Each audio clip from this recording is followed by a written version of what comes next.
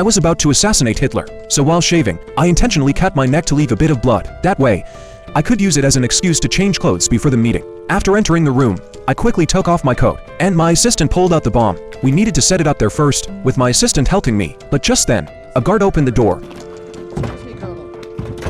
The guard kept urging us from outside, and I was extremely nervous, so my assistant packed everything up first and went out to deal with him, using only one free hand. I struggled to finish installing the bomb, and then put it into the briefcase. I then walked out as if nothing had happened. Before entering the conference hall, I told my assistant to bring the car around. When I walked into the hall, I met someone's eyes and realized it was time. I placed the briefcase under the table closest to the leader, without raising suspicion. After standing there for a moment, someone called me, and using that as an excuse, I stepped out of the meeting room to take the call. After finishing the call, I hurried out. Because of that, I didn't notice that someone bumped into the briefcase. He picked it up and moved it to a spot much farther from the leader. The next second,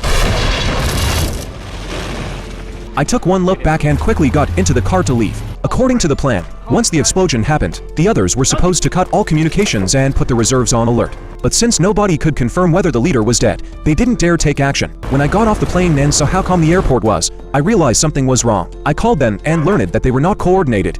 Furious, I yelled at them and arranged the next steps. Soon, the news of the Führer's death began to spread. Under my lead, the coup launched in full force. But at that moment, the Secretariat received two conflicting orders, one from me, demanding the army detain the Minister of Propaganda, and another from the Führer's meeting room, ordering my arrest. People were dumbfounded. Meanwhile, the police rushed to the government building to arrest the Führer's confidant. The man was on the phone. He handed the receiver to the policeman, and a familiar voice came from the other end. The officers immediately stood at attention. The Führer was still alive. History had not been changed.